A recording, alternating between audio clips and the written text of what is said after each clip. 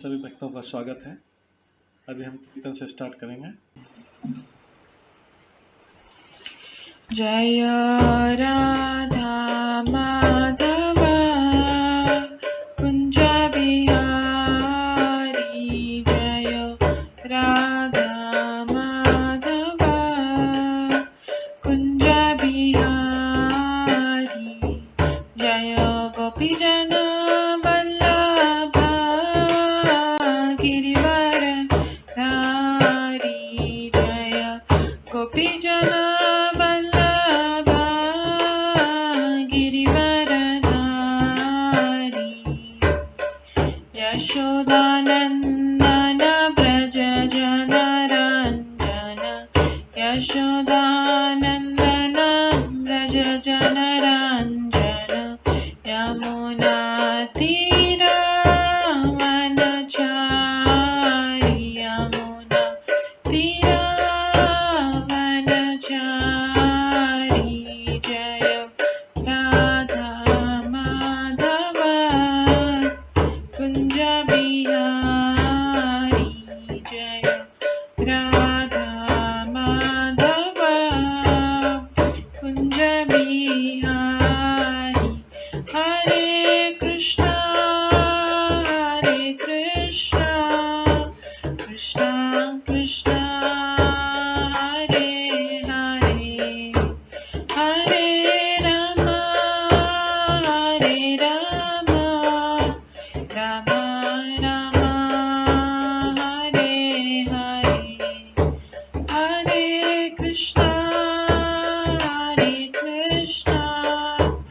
कृष्णा कृष्णा हरे हरे, हरे राम राम राम हरे हरे, हरे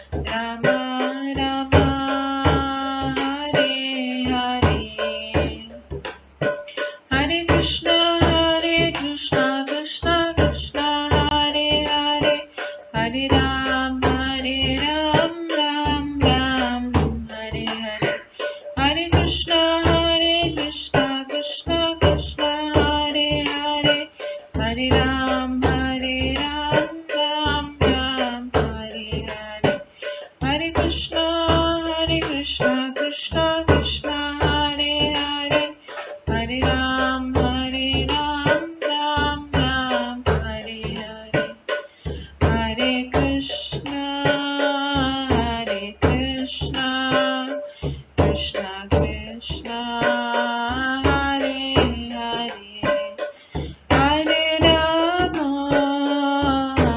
राम राम राम हरे हरे, हरे कृष्णा कृष्णा कृष्णा हरे हरे, हरे राम राम राम हरे हरे, जय राधा माधव राधे, जय राधा गोविंद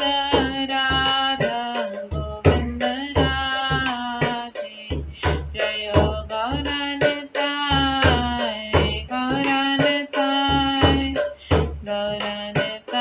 जय गौरनिताय, जय जय प्रभुपाद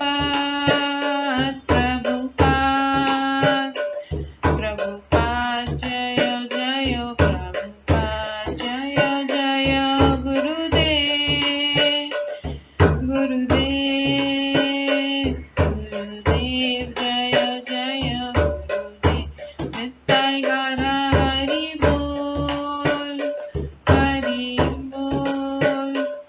हरि बोल नित्य गौर हरि बोल। गौर प्रेमानंदे हरि हरि बोल। हरे कृष्णा। आज की इस क्लास में सभी भक्तों का स्वागत है। हम मंगलाचरण से स्टार्ट करेंगे।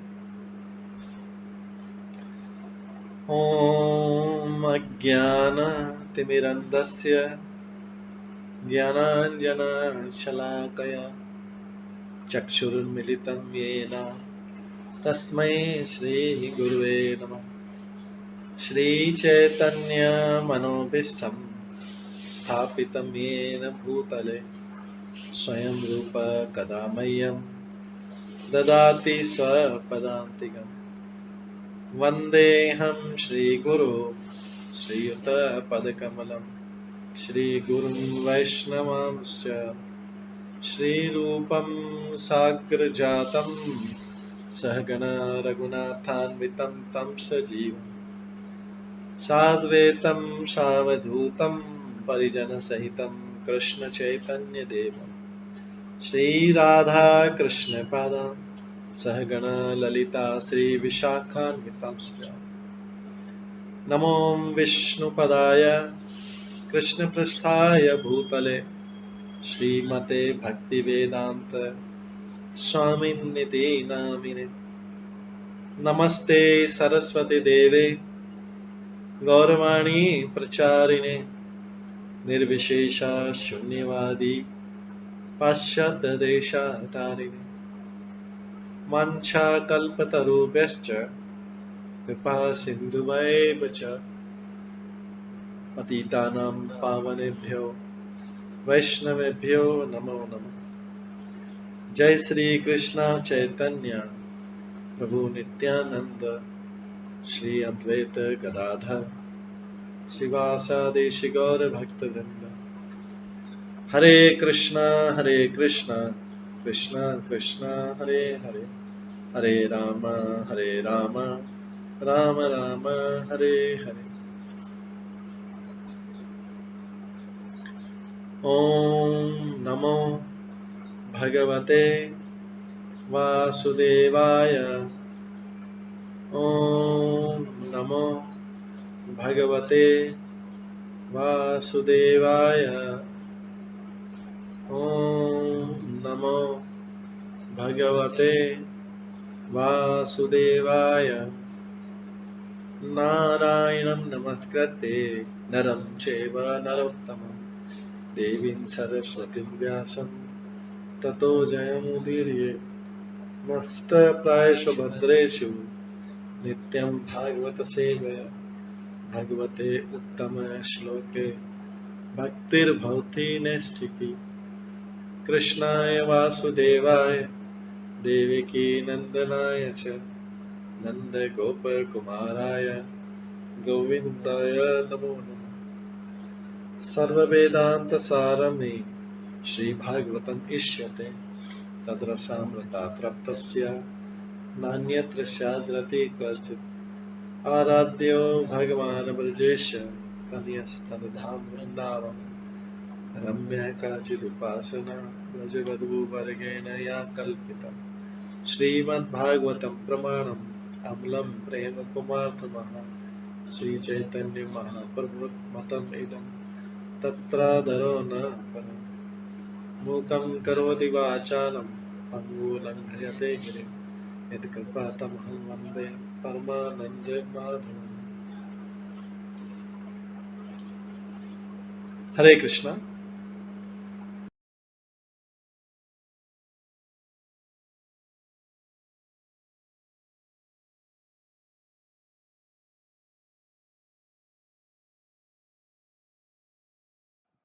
हरे कृष्णा। आज की इस क्लास में सभी भक्तों का स्वागत है।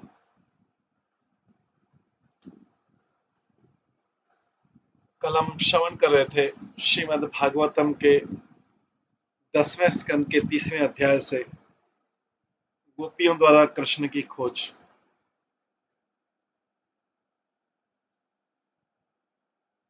इसमें जैसा कि 29वें अध्याय में हमने देखा कि भगवान जब रासलीला कर रहे थे, रासलीला करते करते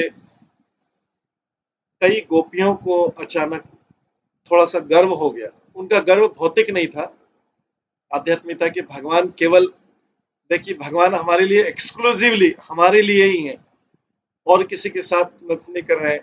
तो इसका मतलब मैं बहुत गुणवान हूं, मैं बहुत सुंदर हूं। वास्तव में तो गोपियां गुणवान भी थी, सुंदर भी थी, क्योंकि साक्षात लक्ष्मी है। लेकिन भगवान जो है इस शिक्षा के माध्यम से कहना चाहते हैं कि किसी भी प्रकार का अगर किसी को कुछ समय के लिए भी, कुछ क्षण के लिए भी अभिमान या गर्व हो जाए, तो भगवान, और स्पेशली अपने भक्तों, दूसरे गर्व और अभिमान की तो भगवान चिंता नहीं करते हैं संसार में, क्योंकि वो तो प्रकृति के नियमों से चलते हैं। उनको प्रकृति को जो दंड देना है वो प्रकृति कठोरता से दंड देगी। लेकिन भगवान के भक्तों में कभी भी गलती से भी आ जाए तो भगवान तुरंत नष्ट करने के लिए उसको करते हैं। इस भगवान जो अदृश्य हुए कुछ समय के लिए इस रास लीला से। और दूसरा कारण है कि भगवान इस लीला के माध्यम से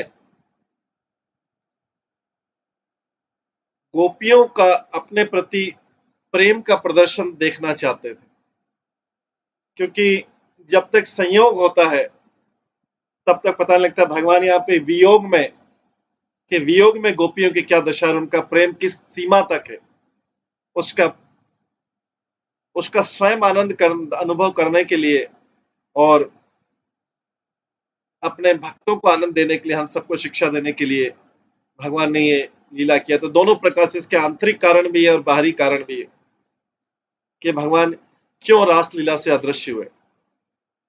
बाहरी कारण है कि गोपियों का गर्व तोड़ने के लिए,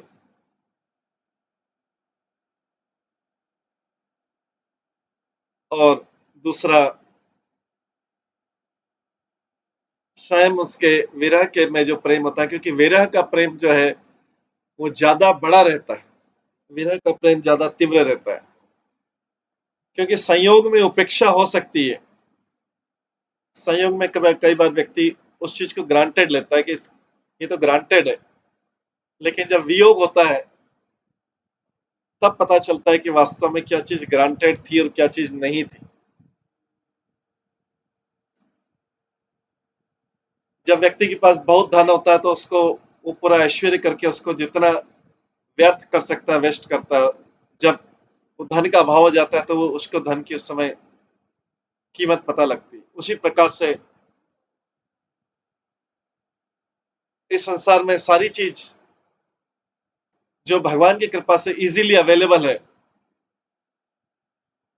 वो ऐसा समय आ सकता है कि वो इजीली अवेलेबल नहीं हो। और स्पेशली यहाँ पे इस संबंध में गोपियों गोपियों ने सोचा कि कृष्ण तो हमारे हैं, कहाँ जाएंगे।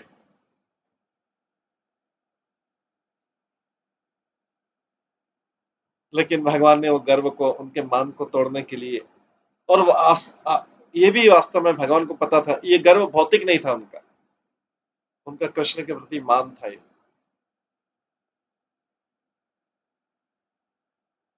इसी प्रकार से भगवान इस लीला के द्वारा विरह का प्रेम भी प्रदर्शित करना चाह रहे कि विरह विरह में प्रेम की कितनी तीव्रता रहती, विरह पे प्रेम की तीव्रता जो है बहुत ज्यादा रहती।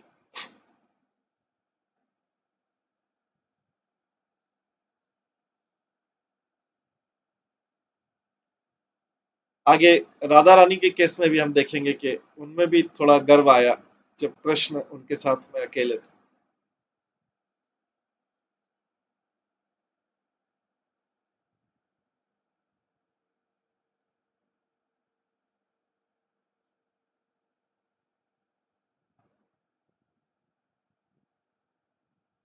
तो हम देखते हैं कि यहाँ पे राधा रानी के भी गर्व का मान किया, क्योंकि भगवान किसी का अहंकार या मान किसी भी कारण से हो, चाहे कोई सुंदर हो, धनवान हो, चाहे किसी में कितने भी गुण हो, भगवान को ये सब चीजें नहीं चाहिए। कोई धनवान हो, ऐश्वर्यवान हो, गुणवान हो, भगवान को इन सबसे क्या मतलब। भगवान को तो, कृष्ण को इससे मतलब है कि कौन कितना सरेंडर्ड है, कौन कितना उनके प्रति शरणागत है, कौन उनके प्रति कितना नम्र है। भगवान को इस जगत की सुंदरता से क्या मतलब। कोई सुंदरता होगा वो तो भगवान से ही आई है। इस जगत में किसी के पास धन होगा, ऐश्वर्य होगा, किसी के पास कोई पदवी होगी, भगवान को उससे क्या मतलब। वो तो उन्हीं से आया, वही दे रहे हैं। तो भगवान को इससे मतलब है कि कौन उनके प्रति कितना शरणागत है, कौन उनके प्रति कितना बड़ा भक्त है, कौन केवल मात्र उन्हीं की शरण लेता है, उसके आधार पर कोई भगवान कृपा करते हैं।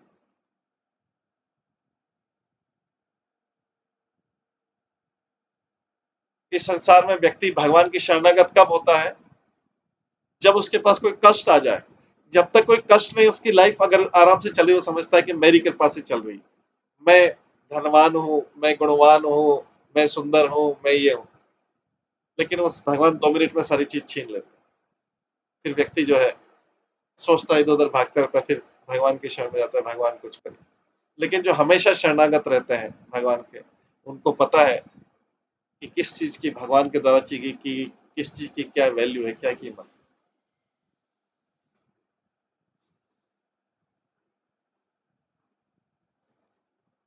तो यहाँ पर भगवान उसी गोपियों के साथ है, रास्ते के अचानक अदृश्य हो जाते हैं, जिससे गोपियों का गर्व खत्म हो जाए।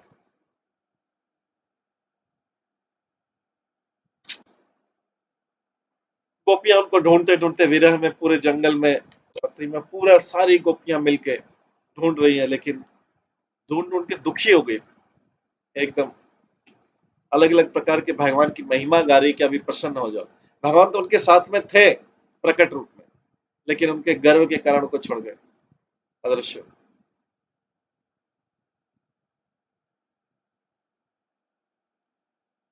तो उनके चरणों को ढूंढ रहे हैं।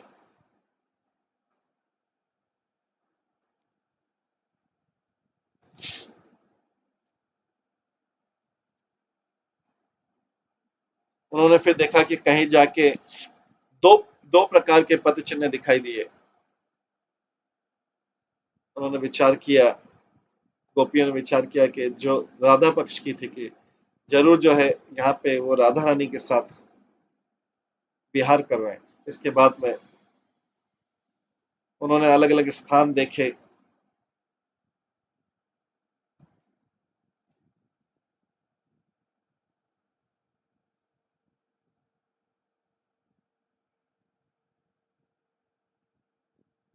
एक जगह उनको दिखाई दिया कि कृष्ण ने लगता है फूल तोड़े, यहाँ से पुष्प तोड़े,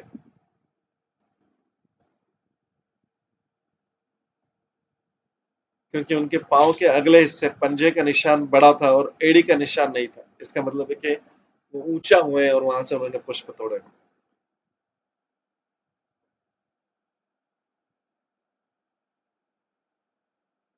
और इस प्रकार के सारे दृश्यों को देखते हुए आगे बढ़ते हैं।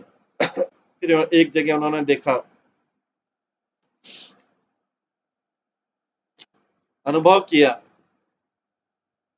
कि यहाँ पर कृष्ण ने बैठकर राधा रानी के केश को संवारा होगा और उनके फूलों से जुड़ा बनाया होगा। आगे एक जगह उनको लगता है कि भगवान कृष्ण ने उस गोपी के साथ यहाँ पर भोग विलास किया होगा। यद्यपि भगवान तो आत्मा राम है और अपने पूर्ण होने के कारण केवल भीतर ही आनंदमग्न है।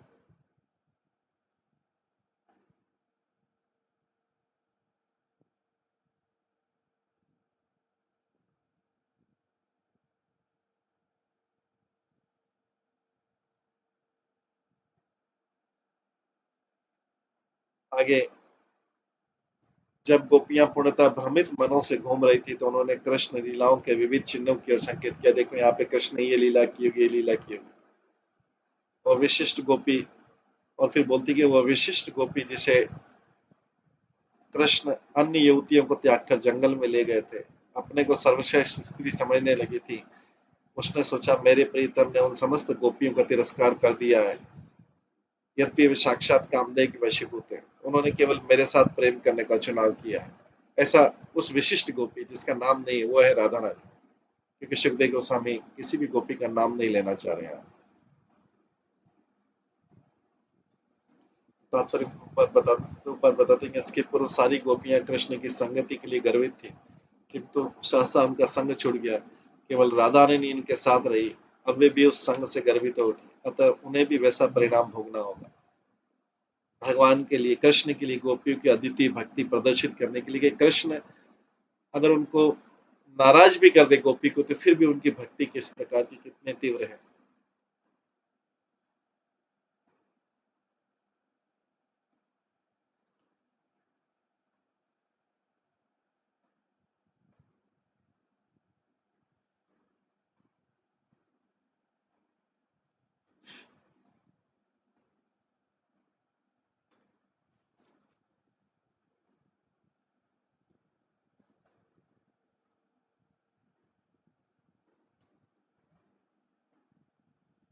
तो गोपियों की अद्वितीय भक्ति प्रदर्शित करने के लिए भगवान ने ऐसी योजना की, जिससे हम सबको पता लगे कि गोपियां विरह भाव में भगवान के से बिछुड़ने के बाद भी कितना तीव्र भक्ति करती हैं। यह वह भक्ति है जिसकी गूढ़ता पूर्णतः विरह के क्षण में ही प्रदर्शित होती है, विरह वाली भक्ति। आगे 37वें श्लोक में 37 श्लोक में बोलते हैं, ततो गत्वा मनोद्देश्यम। ये आज हम स्टार्ट कर रहे हैं 10वें स्कंद के 30वें अध्याय के 37वें श्लोक। ततो गत्वा मनोद्देश्यम गत्ता केशवम अब्रवीत, न पारिये अहम चलितुम नयमाम यत्र ते मनः। जब दोनों प्रेमी वृंदावन के जंगल से भाग जा रहे थे,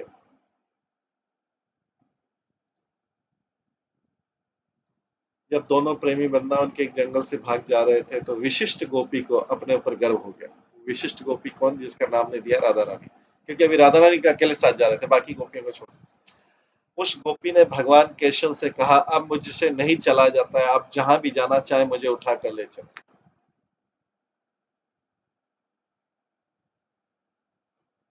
तो ये यहाँ पे प्रदर्शित हो रहा है, इस गोपी को थोड़ा अभिमान हो गया।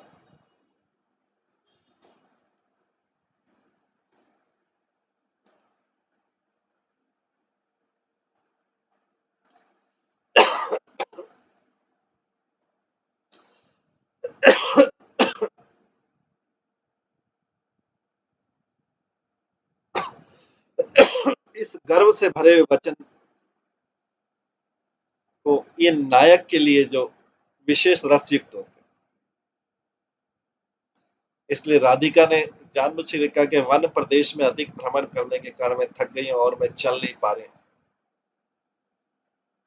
यदि कृष्ण कहे कि हे मुग्धे, यहाँ विश्राम करना उचित नहीं है क्योंकि सारी गोपियां आ जाएंगी, तो इसलिए राधा रानी बोल रही, जो विशिष्ट गोपी है जिसका नाम राधा रानी जहाँ पे बताया नहीं जा रहा, उनके लिए करी, तुम्हारी जहाँ इच्छा हो वहां मुझे पहले की भांति उठा कर ले चलो।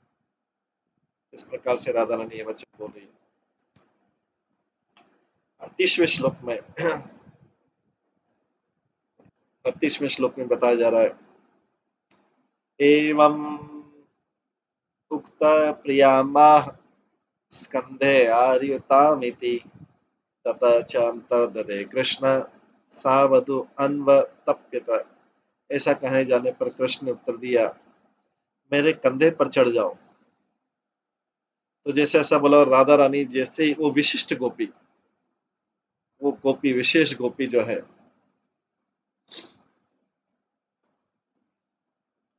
जैसे ही कंधे पर चढ़ने के लिए तैयार हुई, भगवान अदृश्य हो गए, विलुप्त हो। इससे उनकी प्रिया को, उस विशिष्ट गोपी को अत्यधिक क्लेश हुआ। तात्पर्य में प्रभुपाद बोलते हैं, श्रीमती राधा रानी उस समय उस सुंदरी का रोल कर रही थी, गर्व दिखला रही थी, जिसने अपने प्रेमी को अपने वश में कर लिया हो। अतः कृष्ण से बोली, आप जहां चलना चाहे मुझे उठा कर ले चले, अब मैं और नहीं चल सकती। अब श्री कृष्ण उनकी दृष्टि से ओझल हो जाते हैं, जिससे उनका भावात्मक प्रेम अधिक अधिक गहन हो जाता है।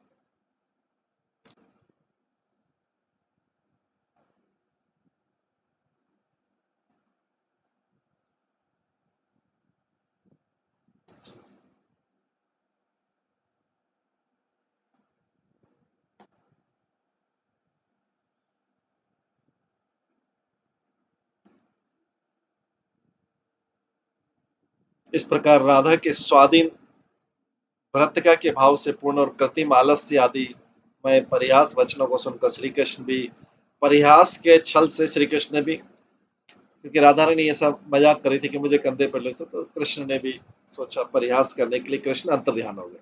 राधा रानी उनके कंधे में बैठने के लिए तैयार, उतने में देखा कृष्ण है ही नहीं। कृष्ण पहले तो बोला चलो मेरे कंधे पर चढ़ो, फिर उसके बाद अदृश्य हो गए।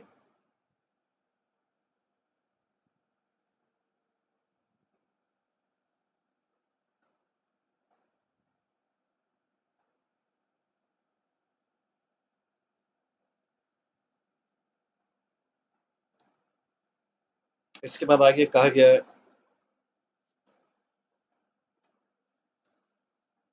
श्री कृष्ण जो अंतर ध्यान हो रहे हैं उसमें भी एक मत का स्थापित करना है कि श्री कृष्ण एक कार्य के द्वारा बहुत से कई कार्य करते हैं। श्री कृष्ण एक कार्य से बहुत सारे कार्य करते हैं। क्या आश्चर्य, ईश्वर की बुद्धि अन्य सभी की बुद्धियों के ऊपर विचरण करती है।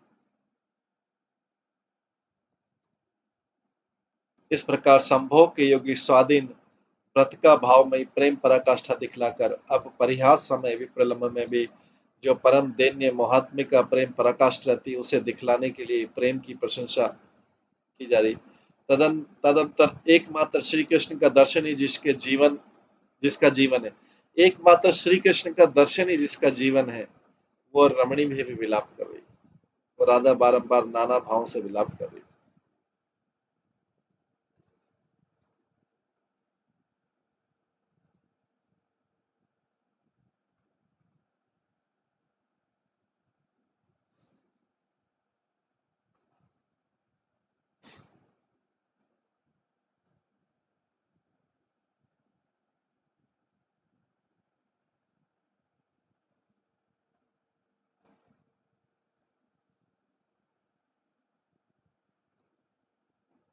तो श्री कृष्ण सोच रहे थे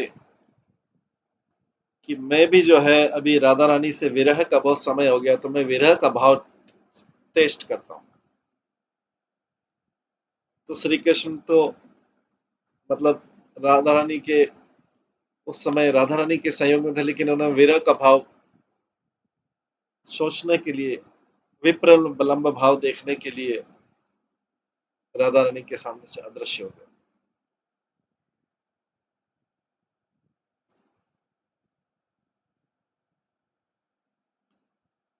अभी कृष्ण ये भी सोचते हैं कि सारी गोपियों ने मेरा राधा रानी के प्रति संयोग भाव ही देखा है। अभी मेरे विरह में राधा रानी की क्या दशा होती है, ये भी सब लोग देखें। और विरह से उदित प्रेमोद्रक की परम अवधि को प्रकाश करने वाली जो असाधारण दशा होती है, उसका दर्शन कर अन्य गोपियां परम चमत्कार रूप सिंधु में निमग्न हो।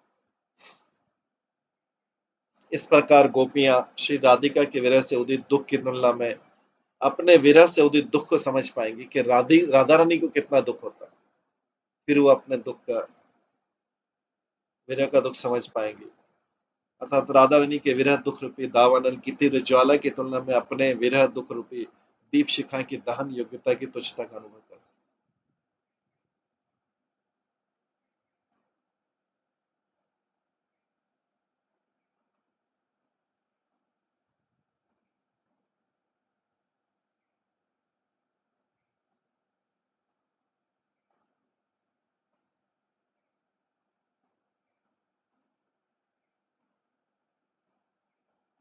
अतः राधिका के साथ मेरे पूर्ण संभोग तथा विप्रलंब के द्वारा श्रृंगारश में भी पूर्णता रूप से निष्पक्ष मेरे द्वारा परित्यक्त श्री राधिका की विरह दशा को नहीं देखकर केवल मिलन आनंद से वे गोपियां तृप्त नहीं होती।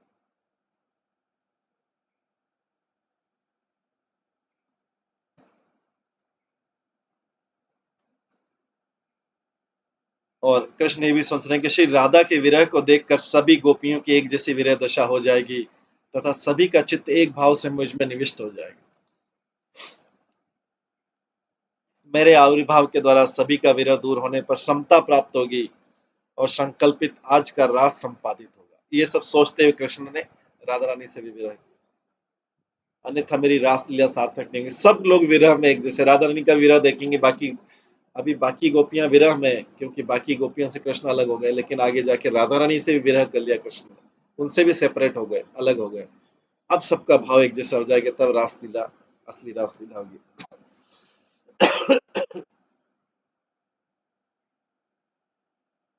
अगर अभी मैं राधिका के साथ भी दूसरी गोपियों के सामने प्रकट होता हूँ, तो राधिका का मान रहेगा, राधिका के मन में गर्व रहेगा। राधिका जब श्री कृष्ण राधिका जब कृष्ण के कंधे पर चढ़ने के लिए उद्यत हुई, तब राधा के देखते देखते ही श्री कृष्ण वहीं उनकी आंखों के सामने ओझल हो गए। पूर्व श्लोक में राधा ने कहा था, हे कृष्ण, तुम्हारी जहां इच्छा हो वहां मुझे ले चलो। इस बात में इसका अनुमानुगत अभिप्राय कि विलास श्रम और वन भ्रमण से मैं भी अत्यंत क्लांत हो गई, दुखी हो गई, इसलिए यहाँ कुछ विश्राम करने की इच्छा हो रही। प्रीतम के भी सारी रात जागने के कारण निश्चय है इनकी देह भी अस्वस्थ हो सकती, इसी कारण सुजाता ने निश्चय किया।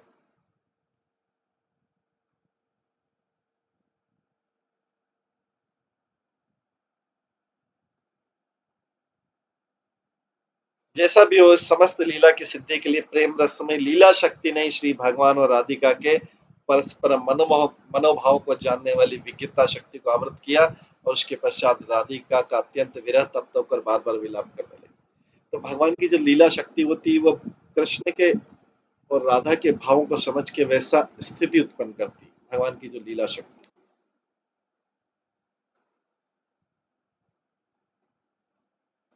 इसके बाद आगे बोलते हैं, ये बहुत इंपॉर्टेंट श्लोक है, 39वां श्लोक है। हा नाथ रमण प्रेष्ठा क्वासी क्वासी महाभुज दास्यास्ते कृपणाया में सखे दर्शय सन्निधि।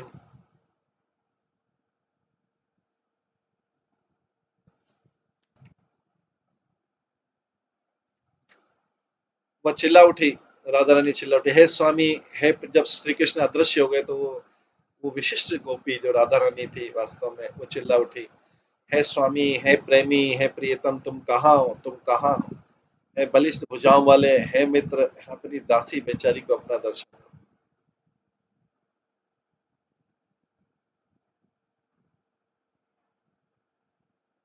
तब श्री विश्वनाथ चक्री ठाकुर ने निम्नलिखित मार्मिक वार्तालाप का कारण। राधा रानी कहते हैं, प्रभु, मैं अपनी आपकी वियोग अग्नि में जल रही हूँ, मेरे प्राण मेरा शरीर छोड़ने ही वाले हैं, मैं अत्यधिक प्रयास करके भी अपने प्राण नहीं रख पा रही हूँ, किंतु आप मेरे जीवन के स्वामी हैं, अतः मेरे ऊपर मात्र दृष्टि डालकर मुझे तुरंत बचा सकते हैं। ये राधा रानी इस तरीके से प्रार्थना कर रही है जब कृष्ण चले गए, अदृश्य हो गए। राधा रानी बोलती, कृपया ऐसा तुरंत कीजिए, मैं आपसे अपना जीवन बचाने की याचना, मेरे आपके बिना मेरा जीवन चला जाएगा, मैं आपसे अपना जीवन बचाने की याचना के लिए नहीं, अपितु आपके लिए प्रार्थना करती है। अन्य सारी गोपियों को त्याग कर आप मुझे जंगल में इस दूर एकांत स्थान में मेरे साथ विशेष आनंद उठाने के लिए आए थे। यदि मैं मरती हूँ तो आपको अन्यत्र ऐसा माधुर्य सुख नहीं मिलेगा, और मैं आपका स्मरण करके दुखी होकर पश्चाते रहूंगी। कृष्ण उत्तर देते हैं, ये सब वार्तालाप भाव में चल रहा है, अभी है नहीं कृष्ण, लेकिन फिर कृष्ण बोलते हैं, राधा रानी सोचती कि कृष्ण बोल रहे हैं सब। कृष्ण बोलते हैं, मुझे दुखी होने दो, इससे तुम्हें क्या प्रयोजन, लेकिन आप मुझे सर्वाधिक प्रिय हैं, मुझे आपका दुख आप। लेकिन राधा रानी उत्तर देती है, लेकिन आप मुझे तो सर्वाधिक प्रिय हैं, भाव भाव में चला, आप तो मुझे सर्वाधिक प्रिय हैं, मुझे आपका दुख आपसे लाखों गुना अधिक लगेगा। यदि मैं पहले मर चुकी होती तो भी मैं आपके चरण कमल के नाखून के एक बिंदु पर हुई पीड़ा को सहन नहीं कर सकती। ऐसी पीड़ा रोकने के लिए मैं अपने जीवन को लाख लाख बार ठुकराने को तैयार हूँ, अतः मुझे दर्शन देकर उस दुख को दूर कीजिए।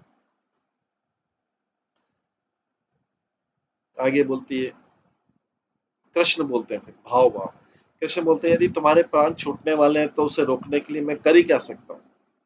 राधा रानी बोलती, केवल अपनी बाहों का स्पर्श कर दो, वो एक ऐसी औषधि है जिसकी शक्ति से मृत भी जीवित हो उठता है। मेरा शरीर पुनः स्वस्थ हो जाएगा और मेरे प्राण मेरे शरीर में वापस आ जाएंगे और मेरे शरीर में ही टिका रहेगा। फिर कृष्ण बोलते हैं, किंतु तुम तो,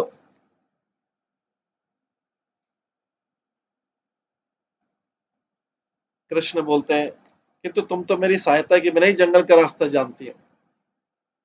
ये सब भावों में बात चल रही, क्योंकि अभी कृष्ण तो उपस्थित नहीं, कृष्ण तो अदृश्य हो गए, राधा रानी का गर्व नष्ट कर दिया। किंतु तुम तो मेरी सहायता के बिना ही जंगल का रास्ता जानती है, फिर तुमने मुझ इस राजकुमार तथा अत्यंत तरुण एवं भद्र बालक को आदेश क्यों दिया।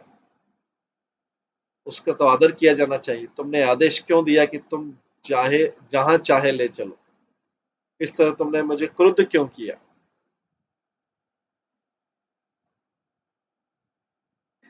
राधा रानी चिल्ला उठती, कृपया करके अपनी दीन दासी को अपना मुखड़ा दिखलाइए, मुझ पर कृपा कीजिए, कृपालु होइए। जब मैंने आपको आदेश दिया तो मैं नींद से विवश हो चली थी, मैं आपके साथ केली करने से थक गई थी, अतः आपकी दासी बेचारी ने जो कहा उसे क्षमा कर दे।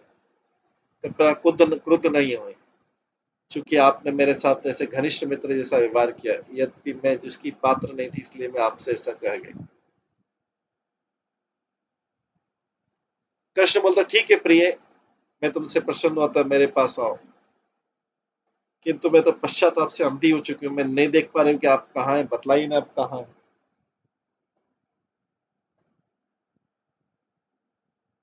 इस तरह से भाव में कृष्ण और राधा रानी का वार्तालाप चल रहा है। राधा रानी अभी बहुत पश्चाताप कर रही है कि मैंने कृष्ण को खो दिया, अपने इन वाक्यों से ऐसा बोल के खो दिया कृष्ण।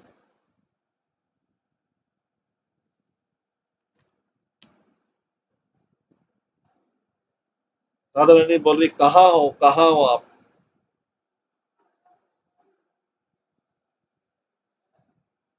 और दीनता के साथ बोल रही, इस दासी को अपने निकट ले लो।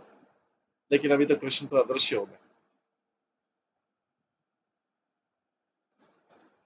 राधा रानी कहती है, यदि कहो,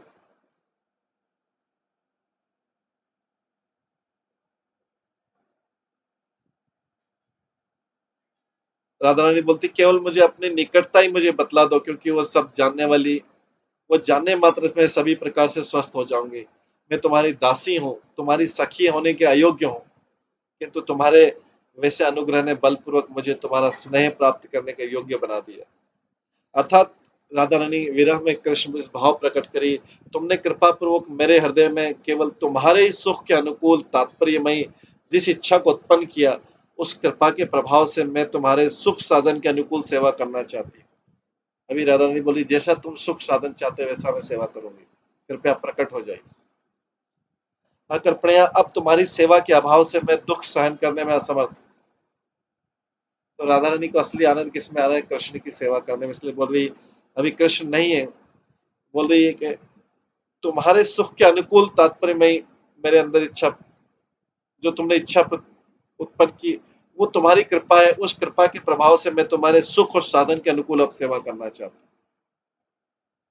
एक कृपया अब तुम्हारी सेवा के अभाव से ये दुख सहन करने में मैं असमर्थ हूँ, अतः कातर हूँ, इसलिए तुम्हारे विरह दुख को सहन करने अथवा उसे हृदय से बाहर निकालने में मैं असमर्थ हूँ।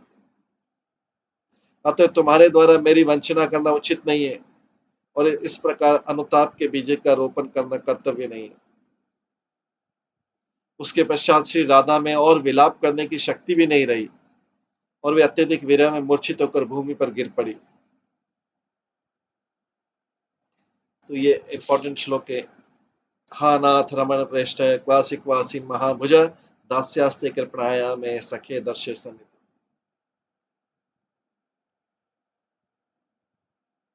आगे विश्वनाथ चक्री ठाकुर की लिखते हैं कि अब श्री राधा के विलाप का वर्णन हा नाथ इत्यादि पदों में करें। राधा रानी का जब गर्व भंग हो गया,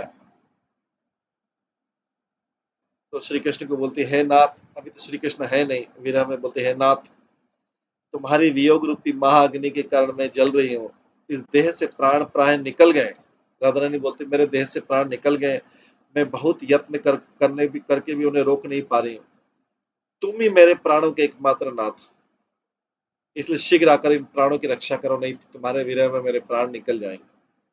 मैं अपने किसी स्वार्थ की सिद्धि वश अपने देह में प्राण की रक्षा नहीं कर रही हूँ। राधा रानी यहाँ पे और भी ऊंचे भाव में बोलती है कि मैं अपने प्राणों की रक्षा इसलिए नहीं कर रही हूँ कि उससे कोई मेरा स्वार्थ सिद्धि हो, मैं तुम्हारे स्वार्थ के लिए प्रार्थना कर रही हूँ।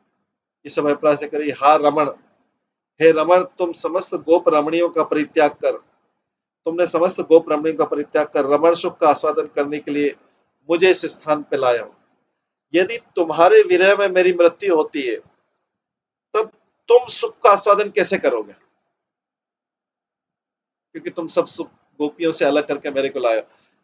अगर मैं अपने प्राण छोड़ देती हूँ, तो मुझे इस चीज का दुख नहीं कि मैं अपने प्राण छोड़ रही, फिर तुम्हें कौन सुख देगा? तो कृष्ण के, वो भी कृष्ण के आनंद के लिए प्रार्थना कर। तो तब रति सुख का आस्वादन करने से मुझे स्मरण करते तुम भी दुख से विलाप करोगे। तो कभी कृष्ण बोले कि तुम्हें क्या मतलब, अगर मुझे दुख होता है तुम्हें इससे क्या है? तो इसमें लिखा है कि श्री विश्वनाथ चक्री ठाकुर उनके भावों को प्रदर्शित करें कृष्ण कहे कि अगर मुझे दुख होता है तो तुम्हें इससे क्या मतलब, मुझे दुख होने दो। इसी आशंका से कहीं कृष्ण ये नहीं बोले तो राधा रानी बोले, हे पृष्ठ, तुम तो मेरे पृष्ठ हो, मेरे एकांत प्रीतम होने के कारण तुम्हारा कोई भी दुख मेरे हृदय में अधिक कोटि गुना करोड़ गुना होकर अधिक दुख प्रदान करता है। तुम्हारा दुख मेरे अंदर करोड़ गुना दुख प्रदान करता है। तुम्हारे चरण नख के शिखर के एक अंश पर, तुम्हारे चरणों के नाखून के एक अंश पर मेरे कोटि कोटि प्राण न्यौछावर होते, करोड़ों करोड़ प्राण न्यौछावर। इसलिए यदि तुम्हें कोई दुख होता है तो मैं उस दुख को मरकर भी सहन नहीं कर सकती, तो इसलिए मैं जीवित हूँ। राधा रानी बोले, मैं इसलिए अपने प्राण त्याग नहीं, क्योंकि तुम्हें दुख होगा तो मैं मेरे को मर के भी शांति नहीं मिलेगी, क्योंकि तुम्हें दुख हो रहा है। इसलिए कह रहे हैं, कृपा पूर्वक एक बार दर्शन देकर मेरे उस दुख को दूर करो, अर्थात अपने निकट ले आओ। कभी कृष्ण कहें, ये भाव में दोनों को बातचीत चल रही है नहीं, लेकिन आचार्य लोग उस भाव को जानते हैं। आचार्य लोग कृष्ण कहे राधा रानी से कि ठीक है, मैं तुम्हारे अगर तुम्हारे प्राण जा रहे थे तो मैं तुम्हारे प्राणों की रक्षा कैसे कर सकता हूँ, बताओ। अभी कृष्ण थोड़े से वो हो गए, ब्लंट हो गए, रूखे हो गए, क्योंकि राधा रानी ने उनको क्रोधित किया था। तो कृष्ण बोले कि ठीक है, मेरे प्राणों की रक्षा करने से मैं समर्थ हूं, और तुम्हारे प्राण निकल जाए तो मैं तुम्हारे प्राणों की रक्षा कैसे कर सकता हूं। उसके उत्तर में राधा रानी कह रही है, महाभुज, तुम महाभुज अर्थात तुम्हारी बाहु युगल मृत्यु संजीवनी औषध स्वरूप, तुम्हारी बाहों में तुम महाभुज हो, इसी श्लोक में बोला जा रहा है। तुम्हारी बाहों में मृत संजीवनी, अगर तुम बाहों में ले लो तो वो मृत को भी जीवित कर सकती है तुम्हारी बाहें। अर्थात तुम्हारी बाहु युगल, तुम्हारी भुजाओं के स्पर्श मात्र से मेरी देह स्वस्थ हो जाएगी और शीतल हो जाएगी, तथा निर्गत प्राय प्राण भी स्वयं आगमन, मेरे जो प्राण निकलने वाले हैं वो भी प्राण वापिस आ जाएंगे और मेरी देह में स्थिर भाव से अवस्थान करेंगे।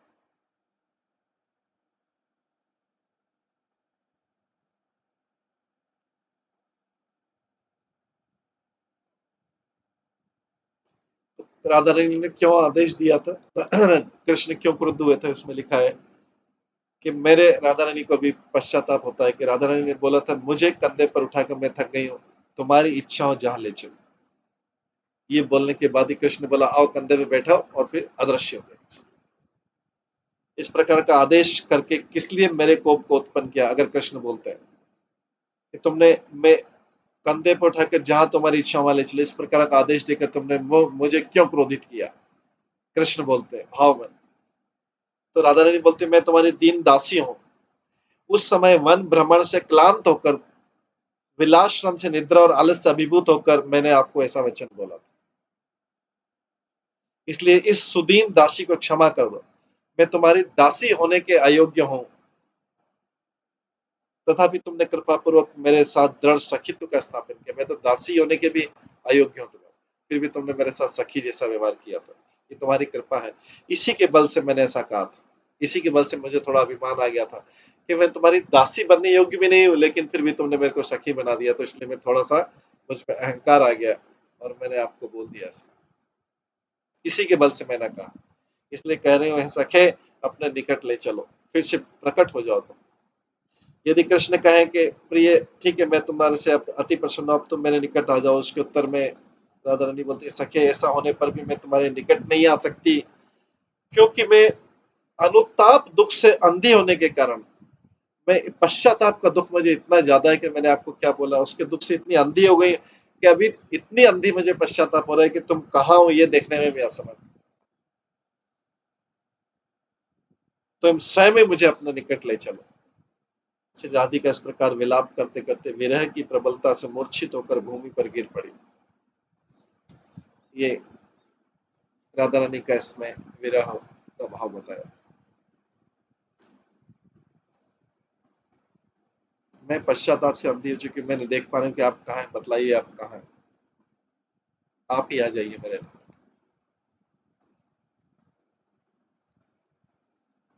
इसके अगले श्लोक में 40वें श्लोक में सुखदेव गोस्वामी बोलते हैं, अब ये सारा विरह का भाव खत्म हुआ जब कृष्ण रासलीला से अदृश्य हुए।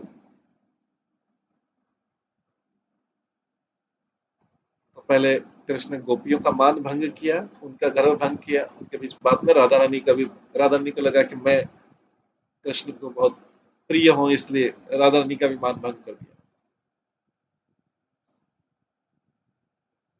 इसके बाद सुखदेव गोस्वामी बोलते हैं, श्री शुक वाचा अनविच्छन्त भगवत मार्गम गोप्यो अविदुरत ददश अविच्छन्ते भागवत मार्गम गोप्य अविदुरत ददश्रु प्रिय विश्लेषात मोहितान दुखितान सखी। सुखदेव गोस्वामी ने कहा, कृष्ण के रास्ते को खोजती हुई गोपियां ने अपने दुखी सखी को पास में ढूंढ निकाला। अभी गोपियां तो दुखी दे सकी, आगे ढूंढते ढूंढते ढूंढते देखा कि उन्होंने देखा राधा रानी के साथ गए, कृष्ण आनंद पा रहे होंगे। आगे आगे बहुत आगे जाके देखा तो राधा रानी भी नीचे गिरी पड़ी, नीचे मूर्छित होकर गिरी पड़ी। उन्होंने बोला, अरे इसको क्या हो गया? हम तो सोचा था कि हम तो इसलिए विरह में दुखी थी कि कृष्ण हम सबको छोड़ के राधा रानी को लेकर चले गए, अभी तो ये भी नीचे मूर्छित होकर पड़ी। उन्होंने सख्य निकाला, वह भी अपने प्रेमी कृष्ण के विछोह से मोहग्रस्त थी।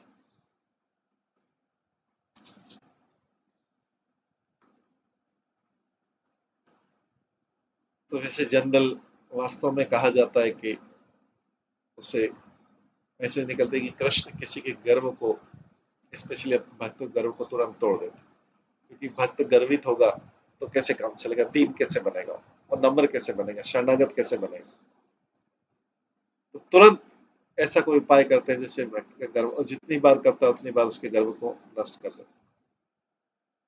क्योंकि भगवान तो दीनता ही चाहते, दैन्य आत्म निवेदन। शरणागति के लिए तो पहली कंडीशन दैन्य आत्म।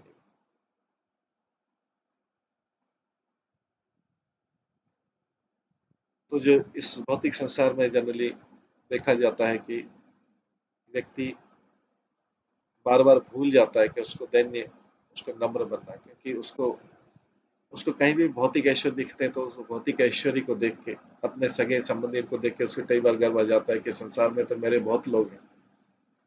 भगवान आपका टर्न तो बाद में आएगा, आपको मैं इग्नोर कर सकता हूँ, नेग्लेक्ट कर सकता हूँ, अपने सगे संबंधियों के लिए आप तो क्या चीज है मैं अपने प्राण भी दे सकता हूँ।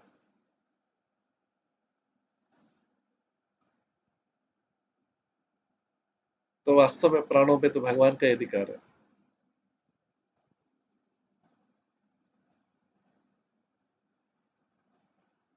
लेकिन इस संसार में देखा जाता है कि इस भौतिक आसक्ति के कारण, इस संसार की आसक्ति के कारण, जिससे व्यक्ति की आसक्ति उसके लिए प्राण न्यौछावर करने को तैयार है। प्राणों पे तो सभी सगे संबंधी का अधिकार नहीं, भगवान का ही अधिकार है। प्राण तो भगवान ने दिए, सगे संबंधी तो नहीं दिए। लेकिन व्यक्ति हमेशा अपने इस भौतिक संसार की आसक्ति को भगवान से ऊपर रखता है। उस आसक्ति के लिए भगवान को छोड़ सकता है, जब भी समय आए वो छोड़ सकता है। जब भी उसे समय नहीं हो भगवान को छोड़ सकता है। सबसे पहले हम देखते हैं भौतिक संसार की आसक्ति के कारण सबसे पहले हम भगवान की भक्ति, अपना जप, अपनी साधना, अपने नियम तोड़ सकते हैं, क्योंकि भगवान तो इजीली अवेलेबल है। कभी भी जाएंगे उनके सामने रोग आ देंगे, भगवान द्रवित हो जाए।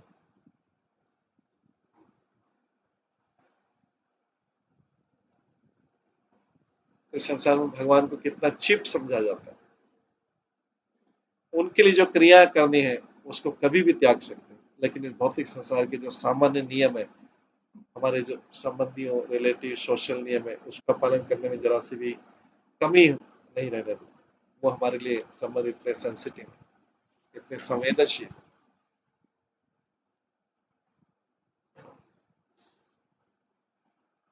यहाँ पे सुखदेव गोस्वामी बोलते हैं कि अभी अभी राधा रानी भी जो है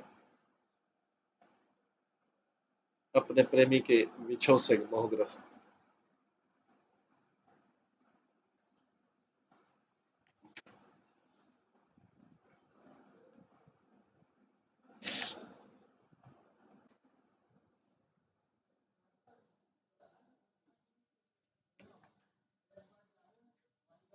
तो यहाँ पे विश्वनाथ चक्रवर्ती ठाकुर लिखते हैं कि श्री कृष्ण को ढूंढती ढूंढती गोपियों ने निकट में मूर्छित श्री राधिका को देखा, अर्थात कुछ दूर में विद्युत तुल्य उज्जवल कांति से युक्त उस सखी को भी, राधिका को भी भूमि पर पड़े हुए देखा। उसकी इसी एक अवस्था देखकर जो विपक्ष सखियां हैं, ये भगवान लीला बढ़ाने के लिए दो प्रकार की सखियां होती है, एक राधा रानी के पक्ष में होती है, एक राधा रानी के विपक्ष में होती है। जो राधा रानी के पक्ष में होती है उनकी उनकी लीडर है ललिता और विशाखा है। जो राधा रानी के विपक्ष में उसकी है चंद्रावली। वास्तव में दोनों ही भगवान की शक्ति, और चंद्रावली भी राधा रानी से निकली, लेकिन लीला को आगे बढ़ाने के लिए एक पक्ष एक विपक्ष। तो जो विपक्ष में सखियों में, उनमें भी उसके प्रति स्नेह का उदय हुआ। अरे ये भी हमारे जैसे गिरी, नीचे गिरी। हम तो सोचते थे कि राधा रानी बहुत सुखी होगी, कृष्ण के साथ घूम रही हो। तो ये उनका भाव कैसा रहता है, दोनों ही भगवान को आनंद प्रदान करें, एक विपक्ष भाव से एक पक्ष भाव से।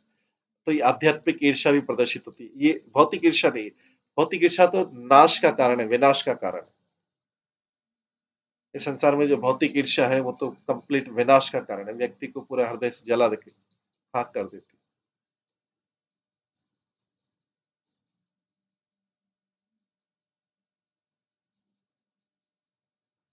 तो यहाँ पे उज्जवल रस का स्वभाव कि कांत के किसी भी कांता से व्यक्त होने पर अन्य समस्त कांताओं को ईर्ष्या अपने आप दूर हो जाती। तो जैसा इस भौतिक संसार में देखा जाता है, अगर किसी जिससे हम ईर्ष्या करते हैं अगर उसका कुछ नुकसान हो जाए तो फिर हमें सुख मिलता है। अच्छा अच्छा, मैं तो दुखी था ही सही, मेरे संबंधी भी दुखी थे, अभी ये भी दुखी हो गया, अरे बड़ा मजा आ गया, सेम हो गया, दोनों सेम लेवल पे आ गए। तो उनकी ईर्ष्या अपने आप खत्म हो जाती। मैं तो सोचा था कि खाली मेरे संबंधी मेरे सही या मैं ही दुखी हूँ, और दूसरे भी दुखी हैं, तो वो ईर्ष्या का अपने आप समाधान हो जाता। इसी तरीके से, क्योंकि ये, लेकिन ऐसा आध्यात्मिक ईर्ष्या भी है ऊपर, वो आध्यात्मिक उसमें डैमेजिंग नहीं है, वो कृष्ण को आनंद प्रदान करने वाली। ये भौतिक ईर्ष्या जो है कृष्ण को कष्ट देने वाली, वो ईर्ष्या कृष्ण को, क्योंकि कृष्ण ही ऐसा रचना थी किस प्रकार से, भौतिक ईर्ष्या जो है कृष्ण को कष्ट देने वाली। क्योंकि ईर्ष्या नॉर्मली उन लोगों से होती जो उन्नत हो रहे हैं या जो सुखी दिखाई दे रहे हैं। अगर कोई व्यक्ति जिसको सुखी दिखाई दे रहा है वो दुखी हो जाए तो फिर ईर्ष्या अपने आप खत्म हो जाती।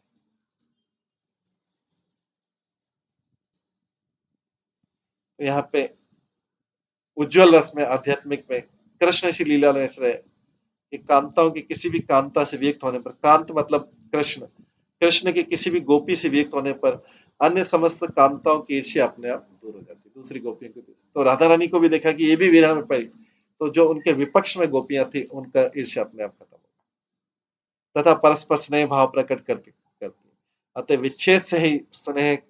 विच्छेद से उनके स्नेह विशेष का बाहर प्रकाश पाता। तो वास्तव में सेपरेशन में ही वास्तविक स्नेह पता लगता। यहाँ पे कृष्ण इसलिए भी सेपरेट हुए, विरह हुए कि गोपियों के अंदर जो भाव है उसका पता लगे, और राधा रानी का जो तो उच्चतम भाव है सबको पता लगे कि राधा रानी मुझसे किस प्रकार की प्रेम करती।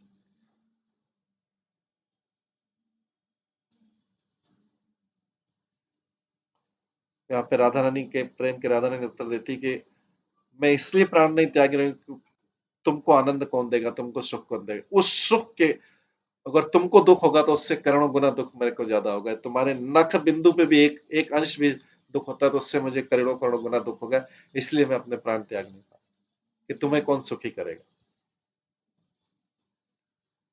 तो यहाँ पर ये भाव के साथ में कृष्ण के रास्ते में गोपियों को भी राधा रानी भी मिली।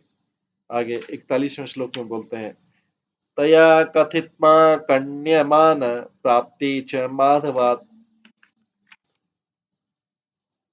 अवमानं च दौरात्म्यात्म विस्मयं परमं ययो।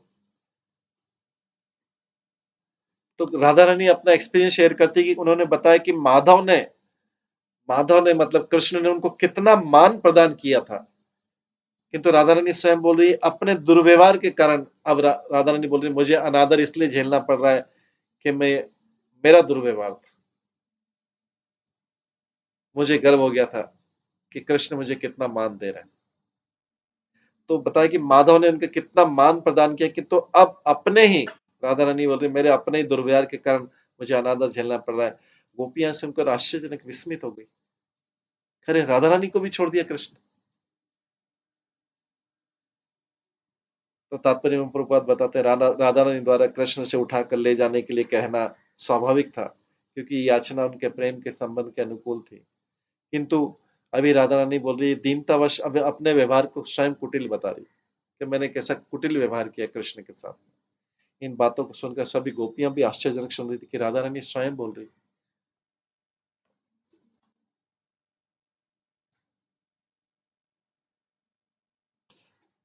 बोल रही मैंने कुटिलतावश उनका अपमान किया इसलिए मैं अंतर ध्यान हो गया।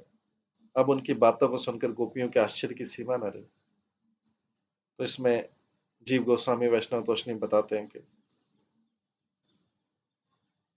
गोपियां जब राधा रानी के निकट आई तो उनका पहले तो रोना दूर किया, मूर्छा दूर की, फिर सखियों ने उनके रोने और मूर्छा का कारण पूछा। तो राधा सजल नयनों से अश्रुपूर्ण नयनों से कहती, मैं किस प्रकार तुम सबके पास से विच्छिन्न हुई मुझे पता नहीं, किंतु दूर आकर मेरा आत्म अनुसंधान लौट आया और मैंने देखा कि मैं अकेली माधव के साथ वन वन में भ्रमण कर रही। हे सखियों, उस माधव की बात और क्या कहूं। माधव अर्थात श्री लक्ष्मी भी जिनके रमण रूप में स्पर्हा करती है,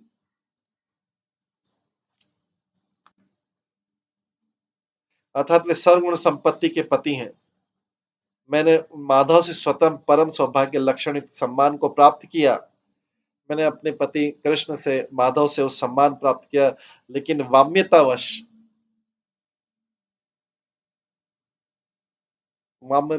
क्रोधवश गर्व आदि लक्षण कुटिलता को प्रकाश कर दिया उनके सामने। अंत में माधव द्वारा दिए गए श्री राधा के परित्याग रूपी अपमान इत्यादि की बात सुनकर गोपियों को आश्चर्य हुआ कि राधा रानी को भी त्याग दिया कृष्ण। हमने सोचा था कि राधा रानी तो कृष्ण की प्रिय है।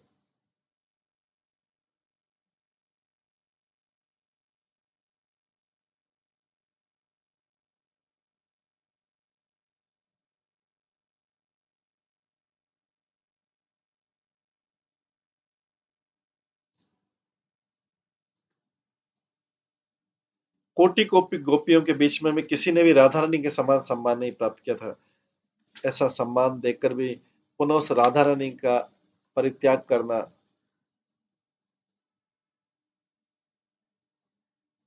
ये गोपी के लिए आश्चर्यजनक चीज हो। अरे हम करोड़ों गोपी को छोड़ के राधा रानी को साथ लेकर फिर राधा रानी को भी त्याग कर दे, ये आश्चर्यजनक चीज हो रही है। गोपियों राधा रानी का भी परित्याग कर दिया।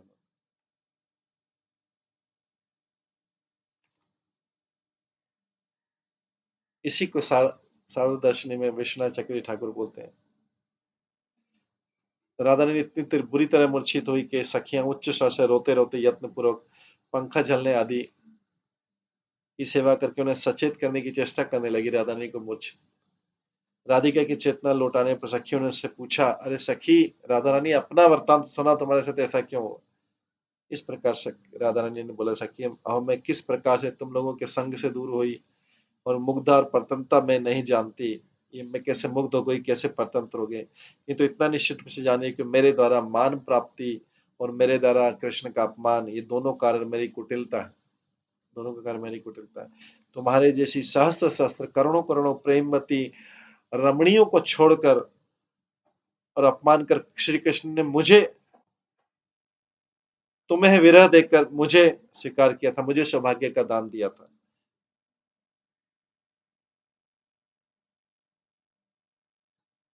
स्वयं तुच्छ होकर भी मैंने उस दुर्लील महाराजपुत्र को आदेश दे दिया। मैं स्वयं तुच्छ हूं, उनकी दासी बनने योग्य नहीं, फिर भी मैंने कृष्ण को आदेश दिया कि मैं चल नहीं पा रही हूं और जहां तुम्हारी इच्छा मुझे वहीं उठा कर ले चलो। ये मेरी कुटिलता है, इसके द्वारा मैं इतनी अपमानित हुई। इन दोनों कारणों से मेरा मन अत्यंत दुखित हो रहा है।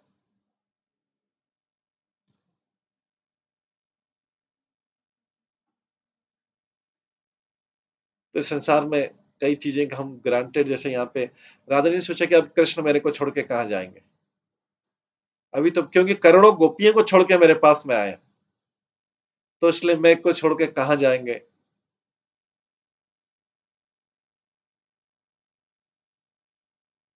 ऐसा उनके मन में भाव आने लगा। इसलिए उन्होंने कुछ ऐसा आदेश, कुटिल आदेश दे दिया, जो राधा रानी स्वयं बोल रही, मैंने कुटिलता की। लेकिन कृष्ण अदृश्य हो गए उसी समय। प्रेम प्रेम में ही अदृश्य हो गए। प्रेम दिखाते दिखाते बोले, आओ कंधे पे चढ़ो, तुमको कंधे पे चढ़ना। इतने में तो राधा रानी कंधे पे चढ़ने के तैयारी, कृष्ण अदृश्य हो गए।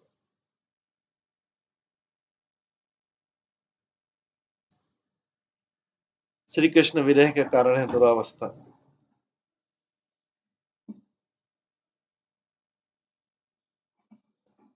सारी सखियां बोलती, प्रिय सखी तुम्हारा सौभाग्य समुचित है, इसलिए इसमें श्री कृष्ण की कोई कुटिलता नहीं।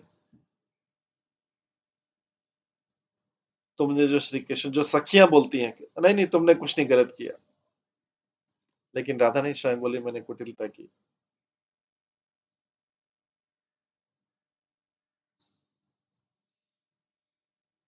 तो सब सखियां बोलती कैसा आश्चर्य है, महारसिक शेखर, कृष्ण तो इतने बड़े प्रेमी है, रसिक है, महारसिक प्रेमी, महाप्रेमिक, दयानिधि भी, तो भी कृष्ण ने ऐसा आचरण किया कि तुम्हें छोड़ दिया।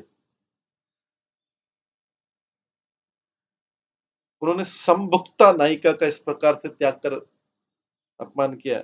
इस बात पर सखियों को आश्चर्य हो रहा है। ये जो है एक्सप्लेन कर रहे हैं विश्वनाथ चक्रवर्ती ठाकुर। ये जो आचार्य लोग हैं पूरे, क्योंकि ये भी मंजरियों के रूप में, तो ये पूरा भाव जो है राधा और कृष्ण के भाव को प्रदर्शित करेंगे, उस प्रकार से भक्तों को आनंद देते हैं उस भाव को प्रकट करके।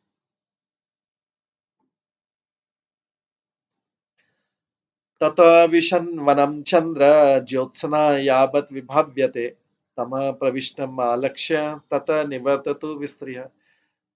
उसके बाद तो फिर क्या हुआ, सारी गोपियां कृष्ण की खोज में जंगल के भीतर उतनी दूर तक चली गई जहां तक चंद्रमा की चांदनी जाती। तो चंद्रमा की चांदनी सब जगह नहीं जाती क्या, लेकिन उतना अंधेरा हो गया, उतना अंधेरा हो गया।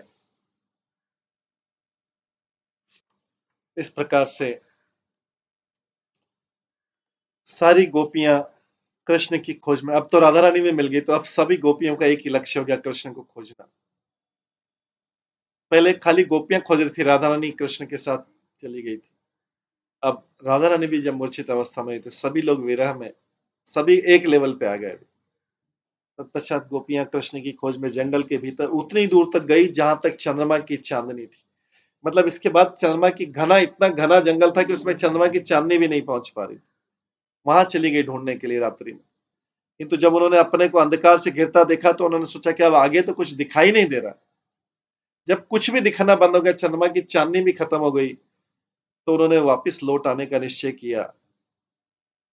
तो गोपियां पे तात्पर्य में प्रभुपाद बताते हैं कि गोपियां जंगल के ऐसे घने भाग में जा पहुंची जहां पूर्ण चंद्रमा का प्रकाश भी, चंद्रमा फुल था लेकिन उसका प्रकाश भी नहीं पहुंच पा रहा था, इतना अंधेरा था।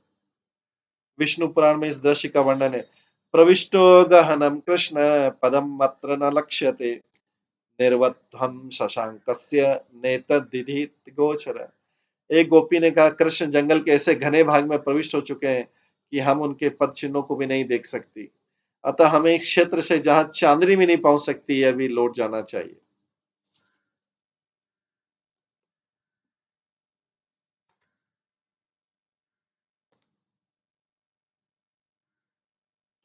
गोपी ने सोचा यहाँ तो लगता है कृष्ण ने बहुत गहरे वन में प्रवेश किया है, यहाँ पे तो चंद्रमा की किरणें भी नहीं आ रही है, उनके पद चिन्ह कैसे दिखाई देंगे। इसलिए अब हम लौट आते हैं।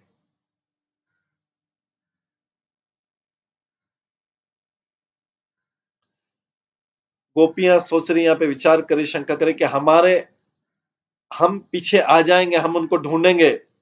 इसलिए उस भय से कृष्ण और घने जंगल में चले गए अकेले। अभी तो राधा रानी को भी छोड़ दिया।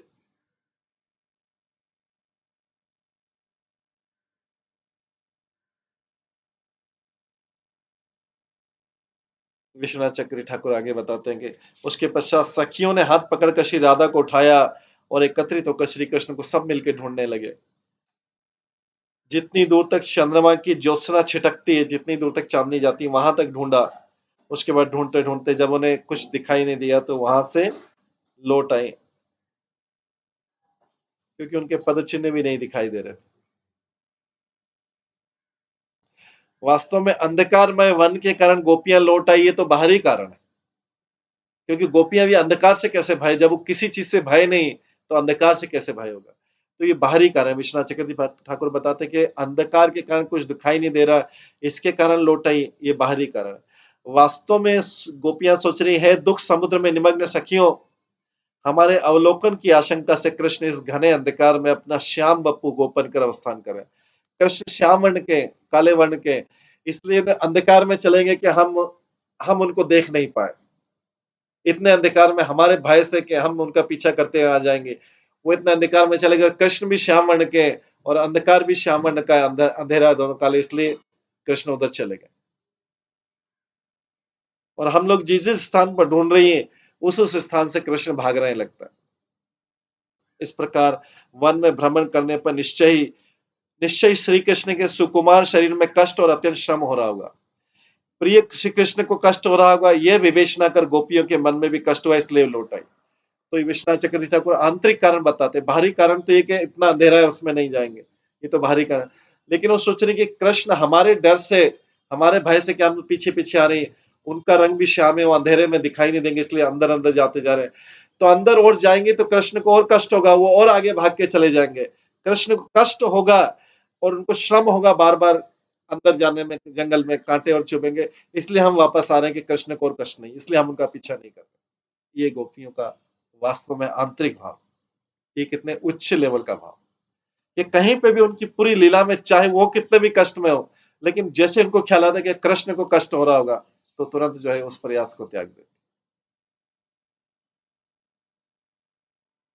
कि कृष्ण कहीं से भी, सारे टाइम उनका पूरा सोचना है, जिससे संसार में व्यक्ति क्या सोचता है, मेरे संबंधी को कितना कष्ट हो रहा है, अगर रात दिन उसी के बारे में सोचता रहता है, मेरे संबंधी को, मेरे कुटुंब को, मेरे संतान को, मेरे भाई, मेरे बहन, मेरे भाई, मेरे भतीजे, इनको, मेरे माता पिता, उनको कितना कितना कष्ट हो गया, व्यक्ति पूरा जीवन इसमें गुजार देता है। लेकिन जो ये गोपियां हैं, वहां पे पूरा जीवन पूरा किस लिए लगाया कि कृष्ण को कष्ट नहीं। वास्तव में हम इस भौतिक संसार के बारे में जितना सोच रहे हैं, उतना कृष्ण को कष्ट दे रहे हैं, क्योंकि कृष्ण तो हमसे कुछ पाने के लिए, हर जीव तो कृष्ण को रस देने के लिए, भगवान का अंश है, तो उसको उसको तो रस देना है। कोई भी, जैसे उंगली है, उंगली अगर कट जाएगी तो दुख होगा व्यक्ति को, उंगली लगी रहेगी, तो ठीक उसी तरीके से जीव जब भगवान से कनेक्टेड रहेगा, तो इसका मतलब भगवान को आनंद दे रहा है। भगवान से अलग होकर इस भौतिक जगत से कनेक्ट हो गया, उसमें डूब गया, तो इसका मतलब भगवान को कष्ट दे रहा है और भौतिक जगत को आनंद देने का प्रयास कर रहा है। हालांकि भौतिक जगत को भी उसके सोचने से कोई आनंद नहीं मिलने वाला, लेकिन वो फिर भी भौतिक जगत में डूबा रहता है, सोचता है कि मैं सोच सोच के दूसरों के कष्टों को दूर करूं, तो अपना जीवन उसी में व्यतीत कर देता है। जबकि जो भक्त लोग होते हैं, उच्च कोटि के भक्त जो है, वो भगवान में को प्रसन्न में अपना मन लगा देते, क्योंकि उनको पता है कि संसार की तो कोई भी चीज उनके नियंत्रण में नहीं, तो बेटर है समय क्यों वेस्ट करके भगवान में कोई आनंद क्यों नहीं दिया जाए।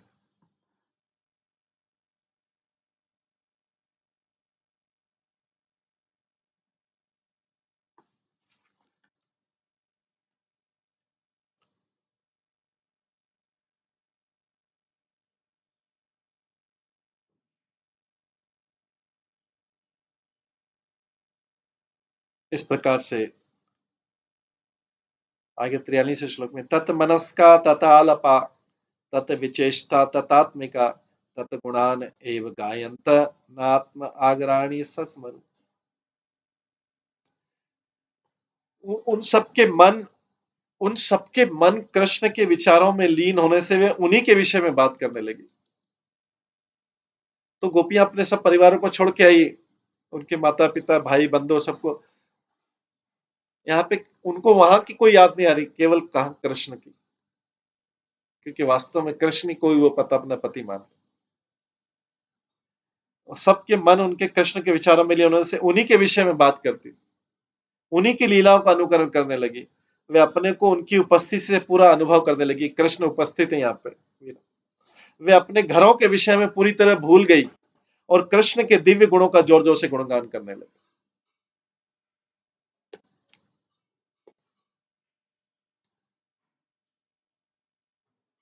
क्योंकि वास्तव में उन्होंने कृष्ण को ही अपना पति माना, इसलिए उन्हीं के, वे अपने घरों के विषय में पूरी तरह भूल गई, कृष्ण के दिव्य गुणों का जोर जोर से गुणगान करने लगी। तात्पर्य प्रभुपाद बताते हैं, वस्तुतः शुद्ध भगवत भक्तों के लिए कृष्ण से विछोह होता नहीं है। वीरावस्था में भी कृष्ण का नाम है उनके पास में, यद्यपि ऊपर से लगता है कि कृष्ण ने गोपियों का परित्याग किया, ऊपर से लगता है, किंतु वास्तव में तो श्रवण कीर्तन विष्णु स्मरण, वो वाला जो श्लोक है, वो भगवान की यश का श्रवण तथा कीर्तन की आध्यात्मिक विधि से और मजबूत बन गई कृष्ण से, वीर में और ज्यादा मजबूत बन गई कृष्ण से। ये इसका तात्पर्य बतला रहे प्रभुपाद।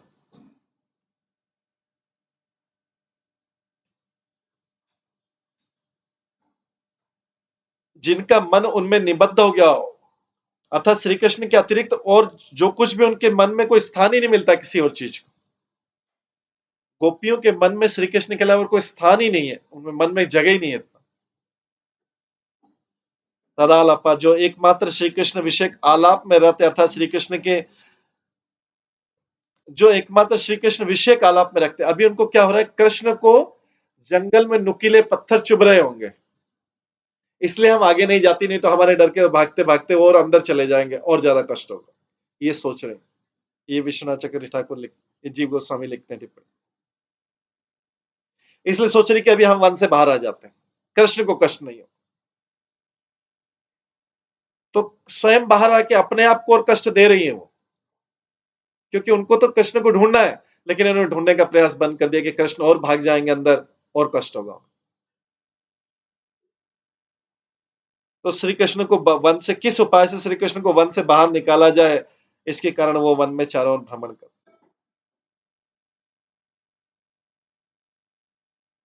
वे आत्मविस्मृत होकर भी, अपने आप को भूलकर भी केवल मात्र कृष्ण के गुणों का याद करे। अपने संबंधी को भूला, घर परिवार वालों को भूला, स्वयं को भी भूल लिया, अभी केवल कृष्ण गुणगान करी और वही गान कृष्ण को सुना रही जोर जोर से। ये गोपियां अपनी अपनी आत्मा तक को भूल गई, तो तब घर इत्यादि के संबंध में भाई बंधु माता पिता इसके बारे में क्या कहा जाए, अपने आप को भूल गई। इसी को विश्वनाथ चक्रवर्ती ठाकुर बोलते हैं कि आध्यात्मिक तन्मयता के कारण ब्रज देवियों गोपियों में पहले की भांति उन्माद दशा का आविर्भाव हुआ। कुछ देर के पश्चात उस उन्माद भाव के कुछ कम होने पर सभी मिलकर कृष्ण के विषय का आलाप करती हुई, अर्थात पहले की भांति फिर से वृक्षों के निकट आके कृष्ण के विषय में पूछ के कृष्ण को ढूंढने लगी। उन्माद दशा मतलब ये होता है किसी चीज से अति आसक्ति हो, उसमें जो पागलपन होता है। इस भौतिक संसार में भी ऐसा उन्माद होता है, ऐसा पागलपन होता है, लेकिन वो भौतिक आसक्ति के लिए। कोई भौतिक वस्तु नहीं मिले, कोई भौतिक व्यक्ति नहीं मिले, या भौतिक व्यक्ति कोई बहुत दुखी हो, तो इस प्रकार से वो कृष्ण को ढूंढने के, कृष्ण कष्ट पा रहे हो, कृष्ण को ढूंढने के लिए वो पूरा उन्माद हो गई, पागलपन हो गई। इस प्रकार कृष्ण का अनुसरण करते उन भाव में तन्मय हो गई, किंतु पूर्व संस्कार वश उनके संस्कार ऐसे थे कि उन्होंने उच्च स्वर में श्री कृष्ण के गुणों का गान किया, क्योंकि शुरू से श्री कृष्ण में लगा, तो गान भी करे, दुख में भी विरह में भी कृष्ण का गान उच्च स्वर में गान करने लगी।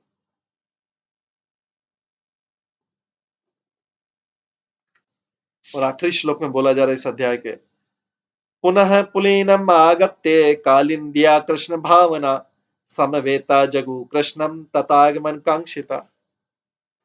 गोपियां फिर से कालिंदी के किनारे आ गई, यमुना के किनारे आ गई और कृष्ण का ध्यान करते हुए उत्सुकता पूर्वक की आशा लगाई कि वे जरूर आएंगे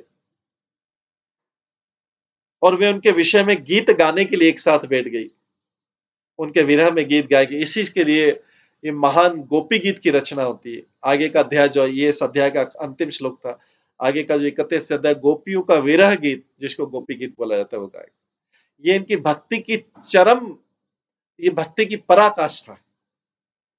और कृष्ण इसके द्वारा सबको प्रदर्शित करना चाहते हैं कि गोपियां मेरे द्वारा विरह में इतना कष्ट पाने के बावजूद भी उनकी भक्ति किस प्रकार से और उन्नत होती जाए, मेरे प्रकृति पति भक्ति की, ये हम सबको प्रदर्शित करने के लिए कृष्ण स्वयं तो उस भक्ति के आनंद ले रहे हैं गोपियों के विरह में। वो गोपी गीत पूरा सुनेंगे, उसके बाद कृष्ण आएंगे। ये गोपियों के विरह का गीत है, जो गोपी गीत है, ये इस ब्रह्मांड का सर्वश्रेष्ठ गीत है कि गोपियों की भक्ति की सीमा क्या है। तात्पर्य में प्रभुपाद बताते हैं कि इसमें कहा, यमवेश वर्णते तेन लभ्य, परमात्मा की अनुभूति, भगवान की अनुभूति उसको ही हो सकती है जिसका वे चुनाव करते हैं। भगवान जिसको चुनते हैं उसकी भक्ति को देते। इस तरह गोपियां उत्कंठा पूर्वक प्रार्थना करती कि कृष्ण उनके पास वापस आ जाए।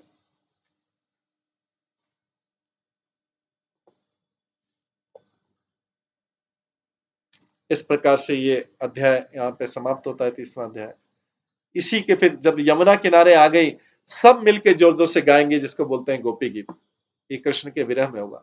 उस गोपी गीत की पुकार को सुन के कृष्ण का हृदय द्रवित होगा और कृष्ण वापस आएंगे। ये कल की क्लास में हम श्रवण करेंगे। हरे कृष्णा। सभी भक्तों का बहुत बहुत धन्यवाद। सभी भक्तों के लिए एक बार हरे कृष्ण महामंत्र का जप करते हैं। हरे कृष्णा कृष्णा कृष्णा हरे हरे, हरे राम राम राम हरे हरे। श्री भागवतम महापुराण की जय। श्री प्रभुपाद की जय, सभी आचार्य गणों की जय। हरे कृष्ण। आज की क्लास से संबंधित कोई प्रश्न हो तो हम कल की क्लास में कर सकते हैं, ले सकते हैं। हरे कृष्ण।